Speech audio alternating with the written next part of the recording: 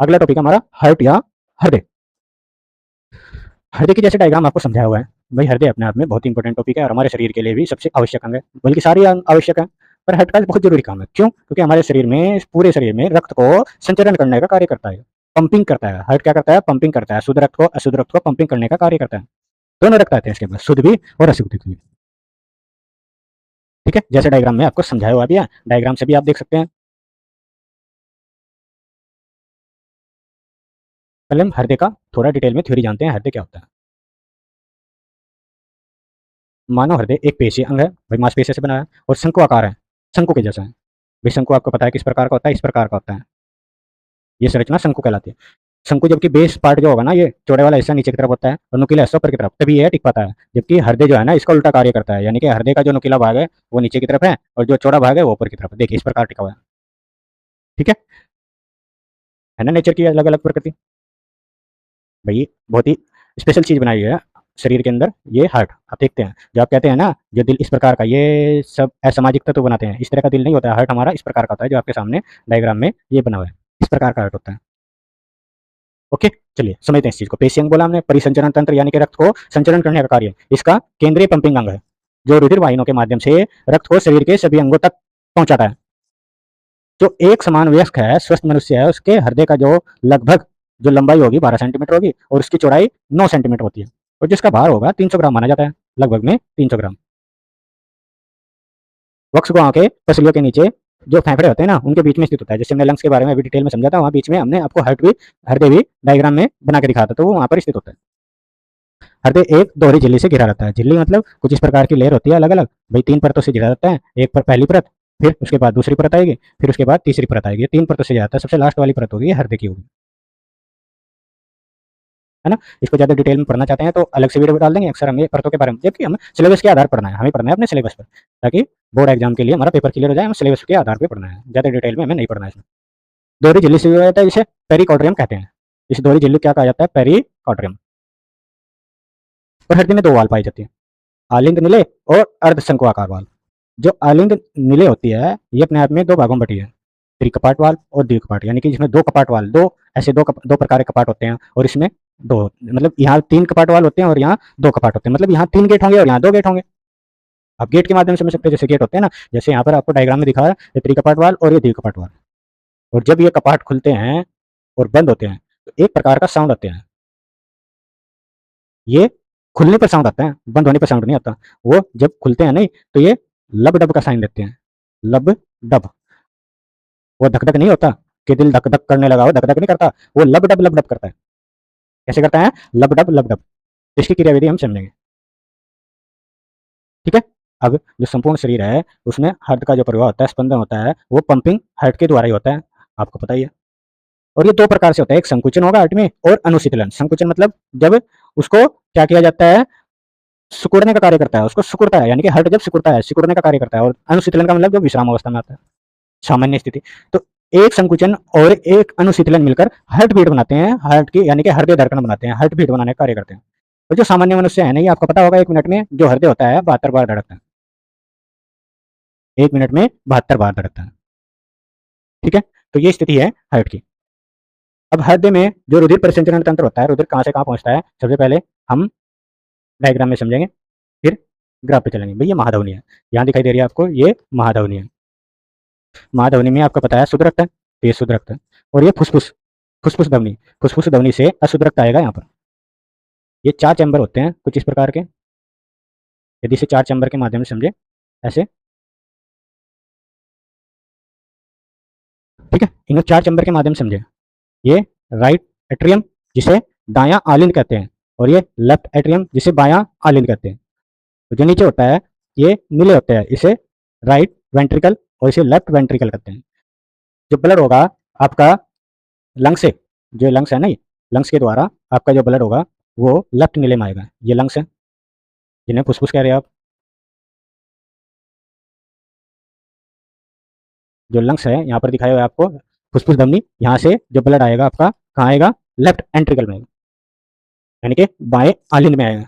बाएं आलिंद से जैसे ब्लड आएगा, यहाँ पर जो कपाट हैं, 2 कपाट हैं, कपाट खुल जाएंगे और एकदम से आवाज आएगी। आपको पता है लब डब ऐसी आवाज आती है। तो ये कपाट खुलेंगे, कपाट खुलने के दौरान लेफ्ट वेंट्रिकल में जाएगा, बाएं नीले के अंदर ब्लड जाएगा। ठीक है, अब यहाँ ग्राफ में भी समझा हुआ है आपको, साथ ही साथ वहां भी समझते चलेंगे और आपके साथ यहाँ पे भी चीजें क्लियर करते चलेंगे। ये देखिए, यहाँ लंग्स है, जैसे हमने बताया, यहाँ पे ये लंग्स है, लंग्स के बाद पल्मोनरी सिरा, जो आपने लंग्स की क्या बताई थी, ये सिरा है, पल्मोनरी सिरा, इनकी बात हो रही है। फुसफुस धमनी, ये फुसफुस धमनी की बात हो रही है। ठीक है, किसकी बात हो रही है, फुसफुस धमनी की बात हो रही है, ये फुसफुस धमनी। ये देखिएगा, फुसफुस धमनी है, यहाँ से ब्लड आया तो बाएं ऑक्सीजन युक्त कहाँ गया, बाएं आलिंद में गया। कहाँ पे गया, बाएं आलिंद में, जैसे हमने यहाँ पे बताया था, लेफ्ट एंट्रिकल यानी कि बाएं आलिंद में आता है। आया कि नहीं आया, बाएं आलिंद में, ये यहाँ पर बाएं आलिंद में। ठीक है, अब बाएं आलिंद के बाद जो ऑक्सीजन युक्त ब्लड होगा आपका कहाँ जाएगा, बाएं नीले में जाएगा, फिर महाधमनी में जाएगा, महाधमनी से सीधा सीधा धमनी को होते हुए सीधा शरीर के अंगों तक पहुंचता है। कहाँ पहुंचता है, शरीर के अंगों तक। अब शरीर के अंगों से आदान प्रदान यहीं पर ही, जो सिराएं होंगी वो सिराएं अपने आप में अशुद्ध रक्त लेकर के अपना शरीर से आदान प्रदान कर लेगी। अशुद्ध रक्त यहाँ से नहीं, अशुद्ध रक्त का मतलब कार्बन डाइऑक्साइड मिली इसके अंदर, क्या मिली, कार्बन डाइऑक्साइड। फिर महाशिराओं से होते हुए दाएं अलिंद में अशुद्ध रक्त सीधा सीधा दाएं अलिंद से होते हुए पल्मोनरी महाशिरा तक पहुंचेगा और फिर पल्मोनरी महाशिरा से फिर लंग्स के अंदर जाएगा। ये सर्किल ऐसे घूमता रहता है, ये सर्किल अपने आप में ऐसे घूमता रहता है, ऐसे चलता रहता है, इसे ही रक्त परिसंचरण का नाम दिया। बात क्लियर है, कोई दिक्कत है आपको? चलिए लास्ट टॉपिक करते हैं आपका उत्सर्जन तंत्र। यदि 3 तंत्र है आपके पहले चैप्टर में, पाचन तंत्र, परिसंचरण तंत्र, हार्ट के बारे में आपको बताया, और एक है उत्सर्जन तंत्र। इन तीनों में से एक जरूर आना है मेन एग्जाम में, तो आपको तीनों ही बहुत अच्छे पक्के करके जाने हैं, परफेक्ट करके जाने हैं, ताकि एग्जाम में ना छूटे। अब हम उत्सर्जन तंत्र की बात कर रहे हैं, की बात कर रहे हैं, उत्सर्जन। भाई आपने खाना खा लिया, खाना खाने से ऊर्जा प्राप्त कर ली, है कि नहीं? अब ऊर्जा प्राप्त कर ली, जो चीज हमारे शरीर को आवश्यक नहीं है, जिसकी आवश्यकता हमारे शरीर को नहीं है, उसको निष्कासित करना पड़ेगा और उसको निकालना पड़ेगा, बाहर छोड़ना पड़ेगा। तो उसको बाहर निकालने का प्रोसेस ही उत्सर्जन तंत्र है। ठीक है, ओके हो गया? चलिए समझते हैं इस चीज को। जीवों के शरीर में उपापचय क्रिया के द्वारा, मेटाबॉलिज्म प्रोसेस की बात हो रही है, उपापचय क्रिया द्वारा अपशिष्ट तथा विषैले पदार्थ को निष्कासित करना, उत्सर्जित करना उत्सर्जन तंत्र कहलाता है। जो निष्कासित किया जाता है, निष्कासित किया जाता है, चीजों को बाहर निकाला जाता है, उसे ही उत्सर्जन कहा। साधारणतः जो उत्सर्जन होता है वो देखिएगा अमोनिया का होगा, यूरिया का होता है और यूरिक अम्ल का होता है।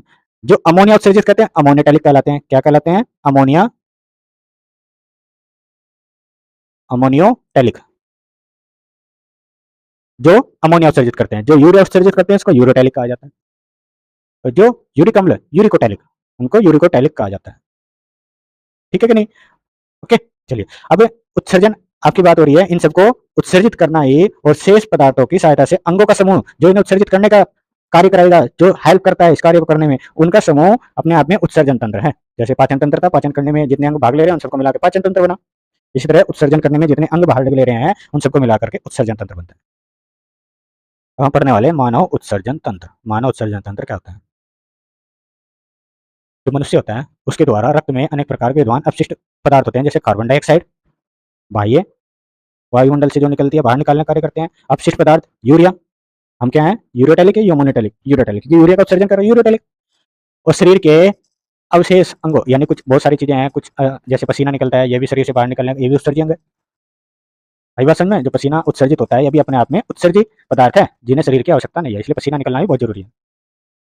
अब पसीने की बात कर रहे हैं तो पसीने में क्या होता है, 98% तो जल होता है और 2% अपशिष्ट पदार्थ होता है। 2% क्या होगा, अपशिष्ट पदार्थ होता है, जो खारा खारा होता है अपने आप में, इसलिए उसके अंदर नमक या साल्ट पाया जाता है। आंत अपशिष्ट पदार्थों का उत्सर्जन करती है, जो मल के माध्यम से बाहर निकाला आपने, पाचन तंत्र में पढ़ा था आपने। ठीक है, अब इसके मेन पार्ट पढ़ते हैं उत्सर्जन तंत्र के, जो हमारे पास अलग अलग भाग निकल के आते हैं उत्सर्जन तंत्र के। पहले डायग्राम समझेंगे, फिर थ्योरी से अलग अलग जानेंगे। अब यह है महाशिरा। महाशिरा में क्या है, अपने आप में अशुद्ध रक्त है। महाशिरा में क्या है, अशुद्ध रक्त। और यह महाधमनी, इसमें क्या है, अपने आप में शुद्ध रक्त है। धमनी, धनी लोग शुद्ध खाना खाते हैं इसलिए शुद्ध रक्त है, ये आपको बताइए। यह शरीर में अशुद्ध रक्त को हृदय की ओर ले जाए, जो हृदय की ओर अशुद्ध रक्त ले जाते हैं वो महाशिरा ले जाते हैं। यह शरीर से सभी अंगों तक शुद्ध रक्त ले जाने का कार्य करती है। कौन, महाधमनी। अच्छा, इसका जो पहला भाग निकल करता है वो कब है, ये तो हमने डिटेल में इसके बारे में जाना, महाधमनी महाशिरा क्या होती है। बट यहाँ जो उत्सर्जन तंत्र है उसके अंदर हम पहला भाग वक ही लिखेंगे, वक यानी कि किडनी। ये किडनी राजमे जैसी संरचना जो आपके सामने ये दिखाई दे रही है, ये संरचना राजमे जैसी संरचना किडनी, ये साइड में भी डायग्राम बना हुआ है, यहाँ पे समझेंगे। किडनी, यह रक्त को छानने, अपशिष्ट पदार्थों जैसे यूरिन मूत्र की बात हो रही है उसको बनाने का और शरीर के जल संतुलन बनाने का कार्य करती है। भाई शरीर के अंदर जल का संतुलन बनाने के लिए, मूत्र को निर्माण के लिए और रक्त को छानने का कार्य करती है। और इसमें अपने आप में नेफ्रॉन पाए जाते हैं। मेन काम उनका होता है। आगे नेफ्रॉन और नेफ्रॉन की क्रियाविधि हम करने वाले हैं। ठीक है, मोस्ट इंपोर्टेंट टॉपिक है नेफ्रॉन तथा नेफ्रॉन की क्रियाविधि लिखिए। अच्छा, उसके बाद यहाँ से जो हमारा यूरिन होगा वो एकत्रित होकर के मूत्र नलिका से जाएगा, जिसे यूरेटर बोलते हैं। क्या बोलते हैं इसको? यूरेटर बोलते हैं। मूत्राशय से सीधा सीधा कहाँ पहुंच जाएगा? आपके पास मूत्राशय में। जो मूत्र नलिका है यूरेटर से सीधा सीधा कहाँ पहुंचेगा? मूत्राशय में, यूरिनरी ब्लैडर। ओके, नेक्स्ट, जब यहाँ पर कुछ समय तक इकट्ठा है, यानी कि स्टोरेज करने का कार्य कहाँ पे हो जाता है? मूत्राशय के अंदर। ये स्टोर किया जाता है, ये मूत्र को अस्थायी रूप से संग्रहित करता है, लिखा हुआ भी आपके सामने। फिर लास्ट आता है हमारा मूत्रा भाग, जो यूरेथ्रा बोलते हैं, जिनको बोलते हैं यूरेथ्रा। यह मूत्राशय से मूत्र को शरीर से बाहर निकालने का कार्य करता है। ये बाहर निकालने का मार्ग अलग अलग हमने डायग्राम में ही यहाँ समझाया हुआ है। अब इन्हें आगे भी एक एक करके, जिसको डिटेल में लिखना है थ्योरी, वो डिटेल में भी लिख सकते हैं। वन बाय वन अगर आपने इतना भी यहाँ जितना टॉपिक वाइज लिखा हुआ है इतना भी लिखता है तब भी काम बन जाएगा, कोई प्रॉब्लम वाली बात नहीं है।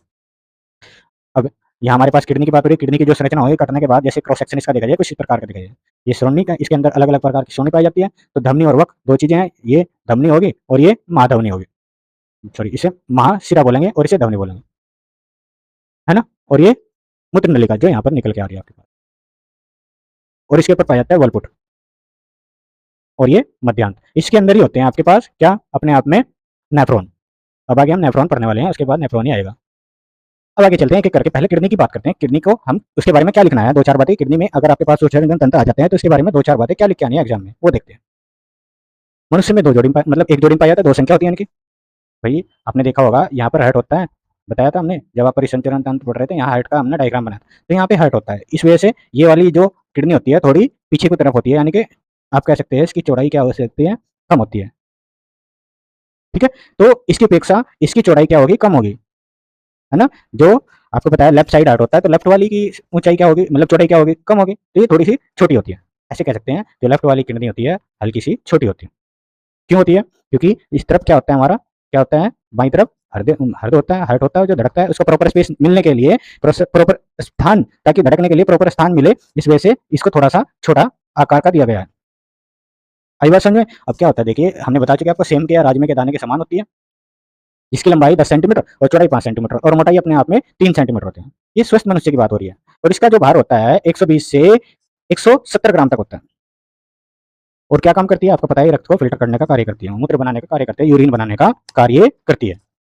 उसके बाद सेकंड पार्ट निकलता है यूरेटर, जिसको मूत्रवाहिनी बोलते हैं। जो किडनी से यूरिन प्राप्त होता है वो थैलीनुमा संरचना तक पहुंचाता है। कौन? मूत्रवाहिनी, जिसे हम यूरेट्रा बोले, मूत्राशय बोले। ये आगे जाके ये यूरिन से इकट्ठा होकर के आपका सीधा यहाँ पहुंचा। ठीक है, यह है एक नली के समान है। किडनी से निकलने वाले मूत्र यानी कि यूरिन को मूत्राशय तक, यूरेथ्रा तक ले जाने का कार्य करती है। ये इतना इसका छोटा सा काम है। ओके, अब जो हमारा यूरिन आ चुका है वो सीधा सीधा मूत्राशय में आ चुका है, यूरेट्रा ब्लैडर, यूरिन ब्लैडर। ठीक, चलिए, यह पैसा आपको थोड़े समय के लिए रुकता है, यानी कि जो आपका यूरिन होता है इसे कुछ समय के लिए संग्रहित करने का कार्य करता है। जो इकट्ठा रहता है ना, आपका पूछा जाता है यूरिन इकट्ठा रहता है तो वो कहाँ रहता है? मूत्राशय में इकट्ठा रहता है।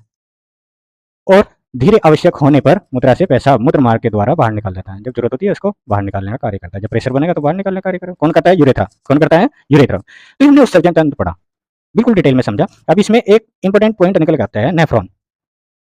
ठीक है, इसके कोई नोट करने वाले पॉइंट है वो भी आप लिख सकते हैं, हमने लिखा हुआ है। वक्र रक्त को फिल्टर करने का, अपशिष्ट पदार्थ निकालने का कार्य करती है। अपशिष्ट पदार्थ के अपने आप में मूत्र रूप में शरीर से बाहर निकलती है। उत्सर्जन शरीर की स्वच्छता और स्वास्थ्य के लिए बहुत जरूरी है। भाई अगर उत्सर्जन नहीं होगा तो शरीर अस्वस्थ हो जाएगा, है ना। जैसे अगर आप यूरिन रोकते हैं तो वहां पर धीरे धीरे क्या हो जाता है, यूरिन यदि आप प्रेशर आ रहा है तो आप रोकने का कार्य कर रहे हैं तो उससे क्या हो जाता है? स्टोन बनने की संकेत बन जाते हैं, यानी कि खतरा हो जाता है स्टोन बनने का, पथरी बनने का। रक्त से अपशिष्ट पदार्थ निकालने का कार्य होता है किडनी का, आपको बताइए। शरीर से आंतरिक वातावरण को स्वस्थ बनाए रखने के लिए हमारा उत्सर्जन तंत्र बहुत जरूरी है। Last topic, most most important, nephron तथा उसकी क्रियाविधि। डायग्राम भी साथ में बनाया हमने और उसकी क्रियाविधि भी साथ साथ करते चलेंगे। पहले नेफ्रॉन की बात करते हैं। छोटे छोटे नेफ्रॉन, हमने बताया था 30 लाख की संख्या में आपके पास, सॉरी 30 करोड़ की संख्या में एक किडनी के पास नेफ्रॉन पाए जाते हैं। और नेफ्रॉन अपने आप में अंदर से इस प्रकार का होगा। ये जो संरचना आपको दिखाई दे रही है ना, ये जालीनुमा इस तरह की फैली, ये नेफ्रॉन की संरचना है, जिसे वक्काणु कहते हैं, जिसका नाम क्या है? अपने आप में वक्काणु है। ठीक है, पहले देखते हैं नेफ्रॉन वक्काणु।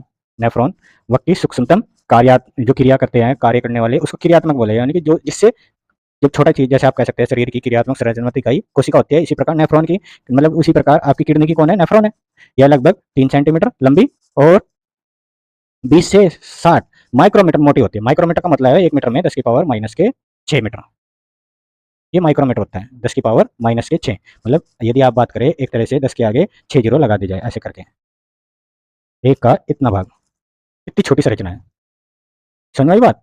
ठीक है, चलिए इसका व्यास हमने आपको बता दिया। इतनी छोटी सी नेफ्रॉन क्या करता है, रक्त से जो रक्त होता है, रक्त के रासायनिक संगठन को नियंत्रित करने का कार्य करता है। प्रत्येक नेफ्रॉन में दो मुख्य भागों से मिलकर बना होता है। दो मुख्य भाग आपके सामने नीचे दर्शाए हुए हैं। पहली होगी हमारी वक्र कणिका और दूसरा होगा हमारे पास वक्र नलिकाएं। जो वक्र कणिकाएं होते हैं कोशिका गुंचा और दूसरा वोमेन संपुट से मिलकर बना है। ये यहाँ डायग्राम में भी समझिए, ये हो गया हमारा केशिका गुच्छ, जिसे केशिका गुच्छा भी कह सकते हैं, केशिका गुच्छ। और जिससे घिरा हुआ है ये वाला हिस्सा, ये अपने आप में कहलाएगा वोमेन संपुट, वोमेन कैप्सूल।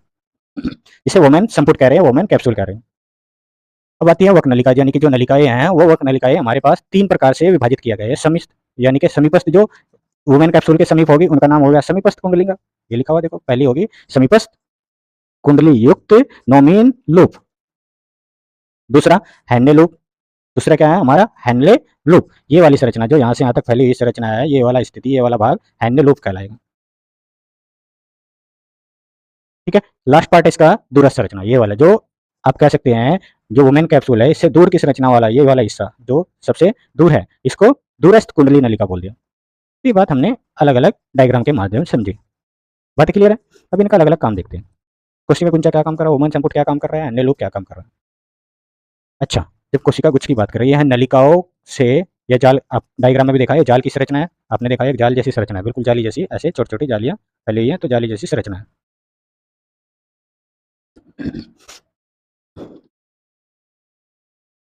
ये है कि नहीं, कोशिका गुंज एक जाली जैसी संरचना है, आपके सामने दर्शाई है भी यहाँ पर। ओके, अच्छा यहाँ पे भी यही चीज नोट की हुई है। यह नलिकाओं का जाल होता है जो नेफ्रॉन के आरंभ में स्थित होता है और रक्त से यूरिन यानी कि मूत्र को छानने का पहला चरण होता है। मतलब जो पहला स्टेप होगा ना, जो किसी का गुच्छ से ही होता है। ये वोमेन संपुट से घिरा रहता है। डायग्राम में भी हमने आपको समझाया ये कैसे घिरा है, वोमेन कैप्सूल। ये देखो वोमेन संपुट से चारों तरफ घिरा हुआ है, ये वोमेन कैप्सूल है और इसके चारों तरफ ऐसे संरचना बनी हुई है जो इसे वोमेन संपुट बोलते हैं। ये घिरा हुआ है देखो, और ये अंदर वाला हिस्सा केसी का गुच्छ है। ठीक है, अब वोमेन संपुट की बात करते हैं। सेकंड पार्ट आ गया वोमेन संपुट। वोमेन कैप्सूल को ग्लोमेरुल कैप्सूल भी कह सकते हैं। ग्लोमेरुल कैप्सूल भी इसी का नाम है। यह गुर्दे में नेफ्रॉन के शुरुआती घटक में एक कप जैसी संरचना होती है, थैली जैसी संरचना होती है जो यूरिन को छानने का कार्य करती है। तो यूरिन को छानने के लिए जो यदि आपसे पूछा प्रथम चरण क्या होगा, केशिका गुच्छ, और छानने का कार्य किसका होगा, वोमेन संपुट का। किसका होगा, वोमेन संपुट का। ठीक है, नेक्स्ट वक्र नलिका। अलग अलग 3 प्रकार से विभाजित है, हमने बताया। वक्र नलिका उनको इतना डिटेल में नहीं लिखना, बस वक्र नलिका आप 3 भाग लिख के आना, काम खत्म हो जाएगा। ये वोमेन संपुट से जुड़ी हुई पतली व लंबी संरचना होती है जिसे वक्र नलिका का नाम हो गया। और ये 3 भागों में है, 3 भाग हमने पीछे डायग्राम में आपको बताया। क्या बात क्लियर है? तो उत्सर्जन तंत्र में आपको यहाँ तक लिखना है, और नेफ्रॉन की क्रियाविधि आती है तो आपको नेफ्रॉन और नेफ्रॉन का डायग्राम और इसकी क्रियाविधि के बारे में ऐसे समझाना है कैसे काम करता है। नोट का पॉइंट है, हैंडल लूप जो होता है हमारी बॉडी की अच्छी बुरी चीज जो होती है उसे अलग करने का कार्य करता है। जैसे चीजों का अवशोषण करता है और बुरी चीजों को उत्सर्जित कर देता है। नेफ्रॉन का काम है उन्हें अवशोषण करेगा और फिर उसको फिर उत्सर्जित कर देगा। ऐसे ये लगातार कार्य करता रहता है। ठीक है, ओके हो गया। अब नोट का एक और पॉइंट आपको याद रखना है, जो अमोनिया यूरिन होता है, यदि अमोनिया की मात्रा उसके अंदर है तो इस वजह से उसमें दुर्गंध आती है। कहीं बहुत टाइम से कहीं कोई टॉयलेट करता जा रहा है, लगातार करता जा रहा है, उसमें दुर्गंध आनी स्टार्ट हो जाती है, तो अमोनिया के कारण आती है। और जो यूरिन का पीला रंग होता है वो अपने आप में यूरोबिलिन के कारण होता है, यूरोबिलिन के कारण। ये भी आपको याद रखना है, नोट करने वाला पॉइंट है, और ऑब्जेक्टिव में कभी कभी पूछ लिया जाता है। तो वीडियो आपको कैसी लगी आपको कमेंट बॉक्स में जरूर बताइए, और साथ ही साथ अपने दोस्तों को बता दीजिएगा, नवनीत सर पढ़ा रहे हैं, आप जाकर के पढ़ देंगे। तो वीडियो में यहाँ तक बने रहने के लिए धन्यवाद, थैंक यू सो मच। और आपको आगे किस टॉपिक पे वीडियो चाहिए हमें जरूर बताइएगा। यदि इसी तरह के पीडीएफ नोट आप पाना चाहते हैं तो कमेंट बॉक्स में हमसे जाकर के पूछ सकते हैं और नोट प्रोवाइड कर सकते हैं। आपको केवल पीडीएफ टाइप करना है, हम आपको नोट सीधे डायरेक्टली आपके व्हाट्सएप कर देंगे। चलिए, थैंक यू, धन्यवाद।